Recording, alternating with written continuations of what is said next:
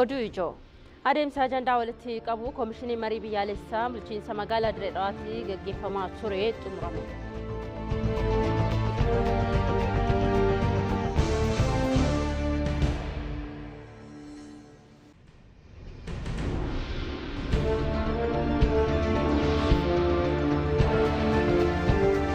Sasaabbii galii ammayyeessuuf hojiin ogeessota damichaa beekumsaan ga'umsuuf hojjetamaa jiraachuu ministeerri galiiwwan beeksise.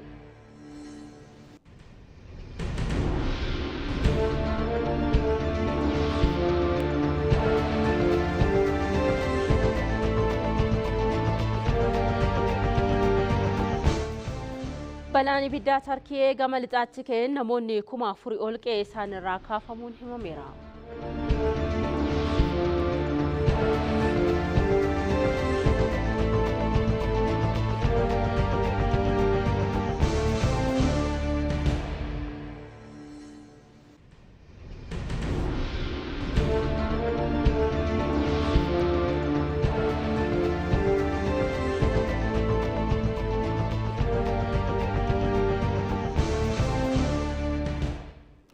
Akkamoltan daawwattoota keenya ETV Afaan Oromoorraa oduu keenya galgala kanaa isinitti himna oduu waliin Mabit Shumatii turtiin keessan ETV Afaan Oromoo waliin ta'u gara oduu jalqabaattan darba. Lammiileen balaa tasaan qe'ee isaanirraa buqqaan deebisanii dhaabuudhaaf hojii hojjetamuun cinaatti rakkoolee balaa tasaan irra deddeebiidhaan mudataniif furmaata waaraa laachuun akka barbaachisu ministeerri muummee ittaanaa Tamasgan Xurunee hubachiisanii jiru. Lammiilee hedduun keessattuu kanneen yaa'a laga Awwaashii fi yaa'aan laga Abbayyaa irratti argaman balaa lolaa fi siiga lafaaf saaxilamuu akka ta'an himamee jira. Obaayyoo Kafanii dabalata qopheesseera. Ministeerri muummee ittaanaan obbo Tamasgan Xurunee roobetti fufiinsaan roobaa jiruun fi hongee ittaanii dhufuun lammiileen akka hin miidhamneef asumarraa furmaata waaraa itti laachaa deemuun barbaachisaa ta'uu ibsaniiru. ከቅጽበታዊ አደጋዎች ነፃ አይደለንም ዝናቡም የሚቀጥል ነው የተባለ ነው Itoophiyaan balaa tasarraa bilisaa miti. Roobnis osoo addaan hin citin itti fuufaa jedhamaa jira. Iddooleen gogiinsaaf saaxilamanis jiruu jedhamaa jira. Kanaafuu asumarraa karoorsinee bilchinaan itti adeemuu qabna. Lammiilee durattuu buqqaanii jiranis deebisnee dhaabaa fala waaraafis hojjechuu qabna. Lammiilee kana dura sababa balaa tasaan qe'ee isaanirraa buqqaanii karaa qe'ee isaaniitti hojiin deebisuu saffisa qabaachuu qabu hubachiisan. ከተፈጥሮ አደጋ ውጭ ተፈናቃይ ማስቆሙ በጣም ጥሩ ሆኖ ግን ያሉንን ተፈናቃዮች መመለስም አሁንም ምንም የምንረሳው ስራ መሆን የለበትም። Lammiileen balaa namtolfeen akka hin buqqaaneef hojjechuun gaarii ta'e kanneen buqqaanii jiran qe'ee isaanitti deebisuunis irraanfatamuu hin qabu. Saffisaan qe'ee isaanitti deebisnee misoomatti galchuu qabna. Isa kana naannoleen kallattii xiyyeeffannoo isaanii taasifatanii hojjechuu qabu. Ragaan lammiilee deeggarsa barbaadanii qulqullaa'anis jiraachuu qaba. የተረጂዎችን መረጃ በሚገባ መያዝ በጣም አስፈላጊ ነው። ይሄን ብንሰራበት ማን ነው የት ነው የሚለውን በደንብ ብንሰራበት አሁንም የጠራ መረጃ ስለሌለ ወረዳዎችን ብንፈትሽ ቀበሌዎችን ብንፈትሽ ያው ግራውንድ ላይ ስለሆነ ህዝቡ ያለ ዳይሬክተር ኦላናን ኢንስቲትዩት ሜትሮሎጂ ኢትዮጵያ ፈተና ተሾማ ኢትዮጵያ ትለሚሌን ናናው ያለገኝ ጅራተን በላ ሎላ ተሳፊ ሲጋ ለፋፍ ሳጥለሞቶ ሂመን ከተፋሰሶች አንፃር በተለይ የአዋሽ ተፋሰስ ከመጀመሪያ ጀምሮ እስከ መጨረሻ ድረስ ያደጋ ስጋት ተጋላጭ ኤሪያ ነው። Yaa'aan laggeenii keessattuu yaa'aan Awaash yeroo hundaa balaa lolaaf saaxilamaadha. Yaa'aan laga Abbayyaas akkasuma naannoofti Dasees saaxilamoodha. Godinni Jimmaas, godinni Walaayittaas keessumattuu sigigaa lafaaf saaxilamoodha. Naannoofti kunneen of eeggannoo barbaadu. እዚህ ለተደጋጋሚ የመሬት መንሸራተት የሚያጋጥማቸው ቦታዎች ጥንቃቄ ማድረግ ያስፈልጋል። ኮሚሽነር ኮሚሽኒ ወገን ሶዳ በላ ኢትዮጵያ ዶክተር ሽፈራው ኃይለማርያም hanga danda'ameen lammiilee sodaa balaaf saaxilamoo ta'anii kanneen dursanii akeekkachiisa dursaa kennuu fi fiidoo qubannaa yeroos qopheessuu fi akka barbaachisu hubachiisan. በሜትሮሎጂው ትንበያ በባሰ መንገድ ይቀጥላል። Raagni qilleensaa roobni ittuu cimee akka deemuudha kan agarsiisu. Kana jechuun balaan lolaas sigigaan lafaas cimee itti fufaa jechuudha. Kanaafuu naannawa yaa'a laggeeniitii fi iddoowwan sigiga lafaaf saaxilamoo ta'anitti akeekkachiisa duraa ummataaf kennuun murteessaadha. Ummannis akeekkachiisa kennamu hojiirra oolchuu qaba. Namoota balaaf saaxilamoo ta'an kanneeniif iddoon qubannaa yeroos qophaa'uufii qaba. ከነዛ ቦታዎች ማውጣት ይፈልጋል። ህዝቡም የሚነገረውን ማህበረሰባችንም የሚነገረውን የሚደመጠውን ነገር በትክክል ወስዶ ለራሱ ማስተካከያ ለራሱ መውጫ ማዘጋጀት አለበት። Adeemsi ajandaa walitti qabu Komishinii Marii Biyyaalessaatiin magaalaa Dirree Dhawaatti gaggeeffamaa ture xumuramee jira. Marii guyyoota 6 ture kanaan ajandaawwan walitti qabu kanarratti bakka bu'oonni kutaalee hawaasaa, paartileen siyaasaa, abbootiin amantaa, waldaaleen siivilii fi qaamoleen qooda fudhattoota biroo kan irratti hirmaatan yoo ta'u, ajandaawwan marii isaaniis qindeessuudhaan komishinichaaf dhiyeessanii jiru. Sirna walharkaa fuudhinsa ajandaa marii kanarratti kan argaman Komishinarri Komishinii Marii Biyyaalessaa Ambaasaadar Muhammad Diriir ajandaawwan marii dhihaatan dhimmoota bu'uuraa irratti waliigaltee biyyaalessaa akka uumamu rakkooleen sadarkaa biyyattiitti mudatan mariin furmaata akka argatanii fi marii biyyaalessaa itti aanuudhaaf kan dhihaatu ta'us ibsanii jiru. Hirmaattonni adeemsa ajandaa walitti qabu keessatti wal dhaggeeffachuu fi mari'achuun gahee bahataniif galateeffatanii jiru.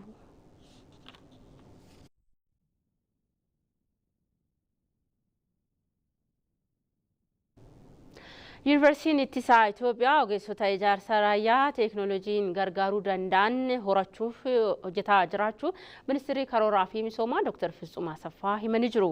Yuunivarsiitiin Ittisaa Itoophiyaa barattoota dameelee barnoota mahandisummaa, fayyaa fi bulchiinsa qabeenyaatiin digirii jalqabaa, lammaffaa fi sadaffaa leenjisaa ture eebbisiiseera. Sagantaa kanarratti kan argaman Ministeerri Karooraa fi Misoomaa fi walitti qabduun boordii yuunivarsiitichaa Dr. Fitsum Asaffaa yuunivarsiitiin ogeessota biyyaa fi uummata boonsaan horachaa jiraachuu ibsanii jiru.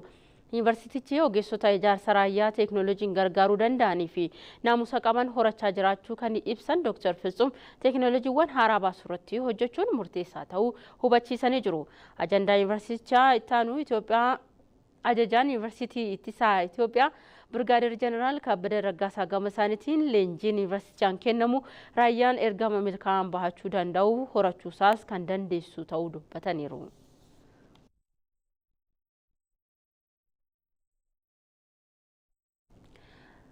Oduu eebbaa wal fakkaatuun yuunivarsiitiin naannoo Oromiyaa barattoota damee barnoota adda addaatiin barsiisaa ture kan digirii jalqabaa fi lammaffaa eebbisiise.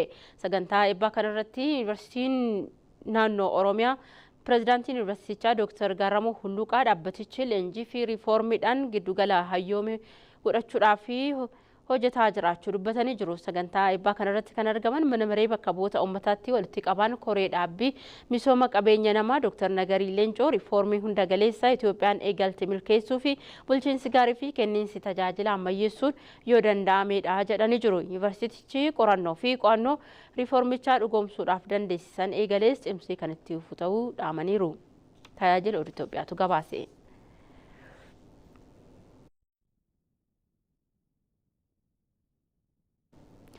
Sirna sassaabbii galii ammayyeessuu fi hojiin ogeessota adamichaa beekumsaan gahoomsuu cimee kan itti fufu ta'uu Ministeerri Galiiwwanii beeksisee jira. Ministeerichi barattoota dhaabbilee barnoota olaanaa irraa eebbifaman 138 seera galii gibiraa irratti torbanoota 10 leenjisaa tureef beekamtii kenneera.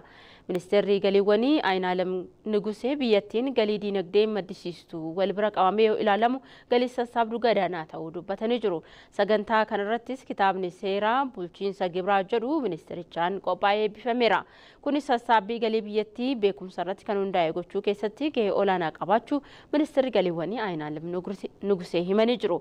Ministeerichis rakkoo kana furuudhaaf hojimaatawwan sassaabbii galii ammayyeessuuf dandeessisan hojiirra oolchuuf hojjechaa akka jiru himanii jiru. Kanaaf ammoo deeggarsi hawaasaa fi qaamolee hundaa murteessaadhaas jedhan.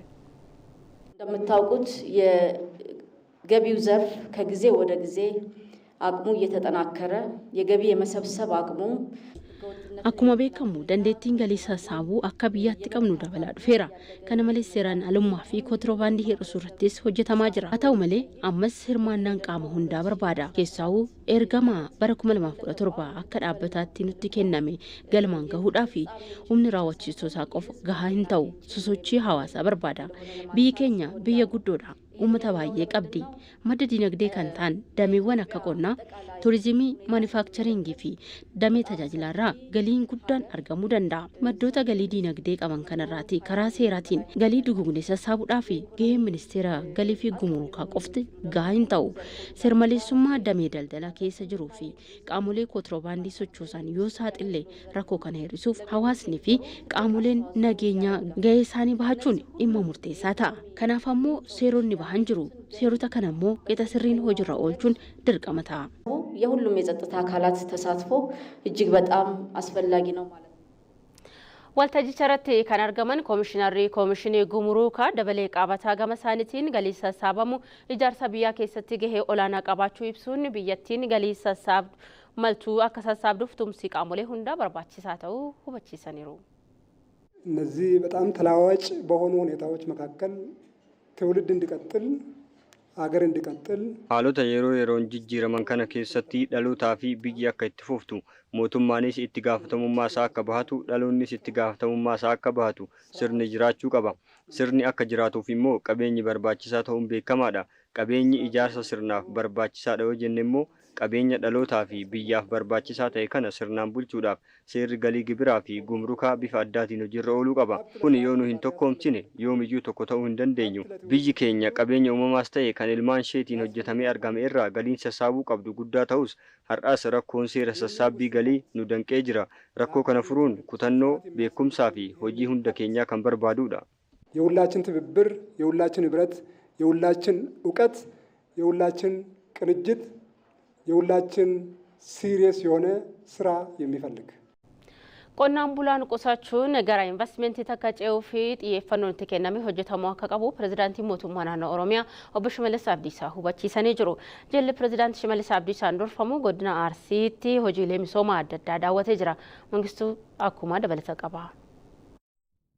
Jilli pirezidaantii mootummaa naannoo Oromiyaa obbo Shimallis Abdiisaan durfamu godina Arsii aanaalee Leemmoo fi Bilbiloo fi aanaa Digaluu fi Xijjootti hojiilee misooma qamadii, horsiisa beelladaa fi bu'aalee beelladaa daawwatee jira. Akka godinichaattis gama horsiisa beelladaatiin hojiin gaariin hojjetamaa jiraachuun daawwannaa kanarratti ibsameera. Hawaasni naannichaas yeroo ammaatti teekinooloojiiwwan ammayyaa fayyadamuun oomisha aannanii fi horsiisa loonii irraa fayyadamaa jiraachuu isaanii dubbatu. Mala ammayyaatiin ogeessi akkuma aanaatitti illee jira, akka ganda keenyaatti illee nu ramadamee jira. Isaanin diqaalomsine jabbilee fooyyaa sanyii fooyyaa arganne amma aannan gaarii oomishaa jirra gurgurataa jirra jechuudha. Horiin duraaniitii fi horiin amma gargar maaliif sababni isaa gurgurtaa irratti taanan fayyadama maallaqa gurguree ittiin argatu horii diqaalaa fi horiin abashaa baay'ee garagara walitti dhufu. Horii tokko jechuun horii abashaa duraan olii gad oofnu san horii 10 caala jechuudha horiin tokko jechuudha. Bulchaan godina Arsii Ibrahim Kadir godinni Arsii oomishaalee qonnaa fi bu'aalee beelladaa oomishuudhaan dinagdee naannoo fi biyyaa utubaa jira jedhan. Godinni Arsii oomishee ofiif qofa osoo hin ta'in oomishee biyyaa kan dhiyeessu. Ga'een godinni Arsii naannoo utubuu keessatti biyya utubuu keessatti qabu guddaadha. Midhaan asii ba'a. Qamadii nasiba, garbuu nasiba, atarri baaqelaa nasiba. Isa qofa osoo hin ta'in muduraa fi kuduraan godina Arsii keessatti oomishamu magaalaa Adaamaa fi magaalaa Finfinnee kan nyaachisu. Gama biraatiin beellanni garagaraa bu'aan beelladaa fi beellanni garagaraa akkuma dhalaalaa ooltanitti karaa guutuu ta'een dhadhaan, aannan, bu'aan beelladaa biyya utubuu keessatti gahee olaanaa qabu. Pirezidaantiin mootummaa naannoo Oromiyaa obbo Shimallis Abdiisaa daawwannaa kanarratti mootummaan qonnaan bultootaa gara investimentiitti ceesisuu fi xiyyeeffannoodhaan hojjechaa jira jedhan. Mootummaan qonnaan bulaa keenya qusateef magaalota Oromiyaa keessatti liizirraa bilisa lafa kan inni qopheessu. Sababni liizirraa lafa bilisa qopheessinuuf qonnaan bulaan keenya jabaatee abbaa industirii, abbaa daldalaa, abbaa hoteelaa, abbaa iddoowwan tajaajilaa akka ta'u waan barbaannuuf. Kana yoo goone qofadha badhaadhinni kan milkaa'uu danda'u. Uummanni keenya abbaa qabeenyaa qonnaan bulaa keessaa dargaggoo keessaa bahee namni qabeenya horataan deemu taanaan badhaadhinni milkaa'uu danda'u hin jiru. Kanaafuu jabaattanii qusannaa irratti kan qusate immoo jabaatee karaa investimentiitti akka ce'u isin jajjabeessuun barbaada. Kanaaf saawwattan asitti oomishaa jirtaniif, loon fooyyessaa jirtaniif, maashinii iddoo biraatti eeguun qabdan. Namni jabaatee qabeenya horatee maashinii abbaa maashinii ta'uu qaba asitti. Aannanichi asii Oromiyaa qofaaf Itoophiyaa qofaaf osoo hin taane addunyaarraa asii akka bahee deemu akka asitti oomishamee industiriidhaan deeggaramee akka inni gabaa addunyaatiif dhiyaatu gochuu qabdu jechaadha. Kanaafuu jabaattanii akka qusattan kan qusatan immoo jabaattanii akka investimentiitti ceetan isin jajjabeessuun barbaada. Hoggansi aanaa, hoggansi godinaa kanarratti xiyyeeffachuu qaba. Akka godinichaattis hojii loon diqaalomsuu fi sanyii loon fooyya'oo baay'isuu irratti xiyyeeffannoon hojjetamuu akka qabus dhaamaniiru. Loon diqaalomsinee loon keenya fooyyessuudhaaf hojiin jalqabame gaariidha. Garuu loon godinni kun qabu keessaa parsantii 16-15 irra jira jecha. Kana jechuun loon tokkorraa aannan argachuu qabdan argachaa jirtan. Gaafa baay'ee qaba garuu immoo bu'aa baay'ee hin qabu. Amma erga diqaalomsuu jalqabdanii aannan meeqa akka argattan, jabbilee meeqa akka gurgurattan, kormi yoo dhalate kormi meeqa akka gurguramu hin beektu jecha. Ce'umsi kun dafee ariifannaadhaan dhufuu qaba. Godinni kun waggaa 3-4 keessatti loon diqaalome dhibbantaa 70-80 gahuu danda'utu irra jiraata jecha. Daawwannaa gaggeeffame kanarrattis hojiin misooma qamadii aanaalee godinichaa fi hojiiwwan misooma bu'uuraa magaalaa Asallaa daawwatameera. Oduma wal qabatuun jillee pirezidaantii Shimallis Abdiisaan durfamu kunis egaa godina Harargee lixaatti guyyaa har'aa argamuudhaan aanaa Gumbii Bordoddee mi'eessoo fi odaa bulchumutti pirojektoota misoomaa garaagaraa daawwannaa irratti kan isaan argaman jechuudha. Daawwannaa kanaanis hojii misoomaa finna aanaa Gumbii Bordoddee warshaa marbilii mi'eessoo fi akkasumas kilaastarri boqqolloo aanaa odaa bulchumii fi misoomni beeladaa akkasumas giddugalli gabaa Jimaa magaalaa Baddeessaa daawwatamee jira. Pirezidaantii mootummaa naannoo Oromiyaa Shimallis Abdiisaa hawaasni godinichaa carraalee jiranitti fayyadamuudhaan eeggattummaa jalaa akka ba'uu fi mootummaan xiyyeeffannoo hojjetaa jira jedhanii jiru. Gara fuulduraattis naannichatti indaastirii babal'isuun fayyadamummaa hawaasa naannichaa mirkaneessuu fi haala ergii biyyattii guddisuu irratti kan hojjetamu ta'uu himaniiru.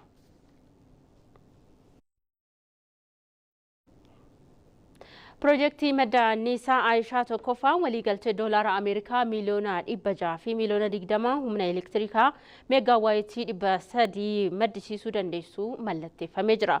Projektiin madda anniisaa qilleensaa Aayishaa tokkoffaa meegaawaayitii 300 maddisiisuun doolaara Ameerikaa miliyoona 600 fi 20 akka hojjetamuu fi waliigalteen mallattaa'ee jira. Waliigaltichas ministeera maallaqaa Ahmed Shidee fi hoogganaa Amay Power Hussein Al-Neurisitu mallatteesse.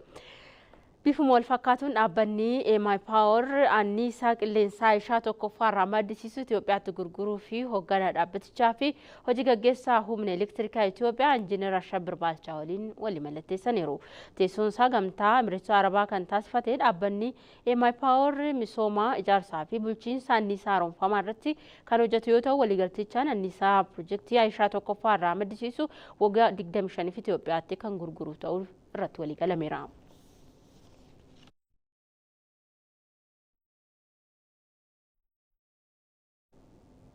Baankiin Awaash tarkaanfii dhiibbaa jijjiirama qilleensaatiin dhufu qolachuudhaaf taasisamu kan deeggaru ta'uu himee jira.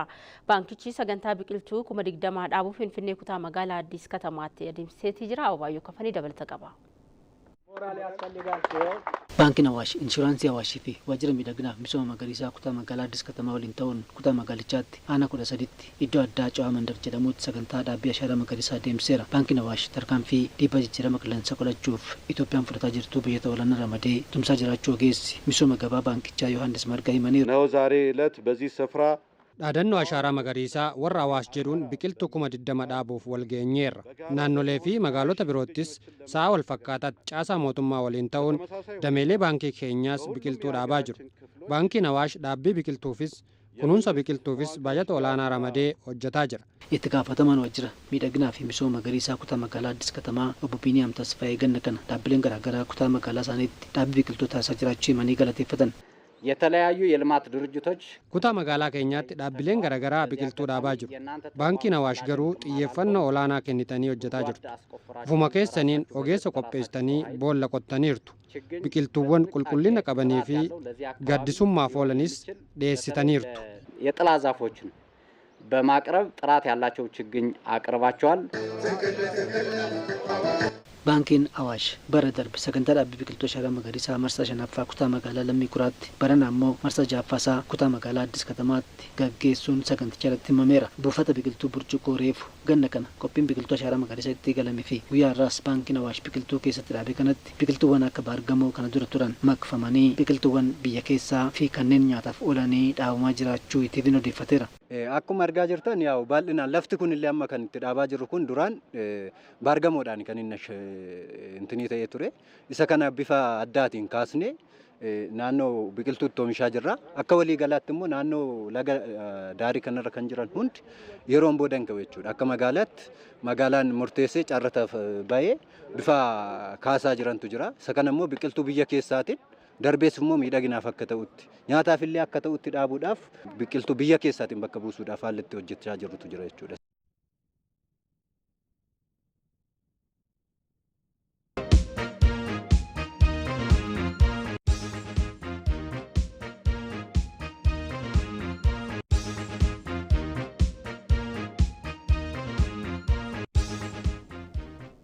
Oduun daawwachaa jirtan TV Afaan Oromoo irraa simbira gahaati jira. Daawwattoota keenya odeeffannoo biyya alaa irraatii arganne namoo balaa abiddaa Tarkii eegama lixaatti ka'een namoonni 4,000 ol qe'ee isaanirraa kaafamuun ibsamee jira. Ejensii hooggansa balaa biyyattii balaan ibiddaa naannawa sanitti babal'ataa jiru kun to'achuudhaaf heelikoopterootaa fi xiyyaarota bishaan facaasan hedduun bobba'anii jiru jedheera. Lammiileen 9,000 ol magaalaa biyyattii baay'ina uummataan sadarkaa sadaffaarratti argamtu Izmir irraa kaafamuun iddoo biraatti akka qubatan taasifamu ministeerri biyya keessaa Tarkii Alii Yarkee Kaayaa miidiyaa biyyattii NTV'tti himanii jiru. Balaa ibiddaa kan lafa qonnaa akkasumas bosona naannawaa irraa kan ka'e yoo ta'u miidhaa hamaa qaqqabsiisaa jiraachuun ibsamee jira. Lafti heektaarrii 1,600 balaa kanaaf saaxilamuunsaa kan ibsame yoo ta'u hanga ammaatti manneen 17 gubatanii jiru. Jiraattonni fi hojjettoonni hedduun gara magaalaa Izmir gadhiisanii bahuutti akka jiran ibsamee jira.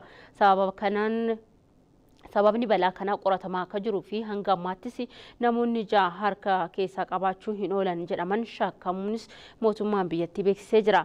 Balaan ibiddaan kun Turkiyeef haarawaan hin taaneef dhimma irra deddeebiin mudatu akka ta'e Aljeeziraan gabaasaa kan jiru. Yeroo ammaa kana jijjiirama qilleensaa addunyaa irratti babal'ataa jiru wal qabatee balaan ibiddaa lolaa caamnee fi hongeen mudachaa jiraachuu ogeeyyiin fi qorattoonni damichaa ibsaa jiru. Aljeeziratu gabaase.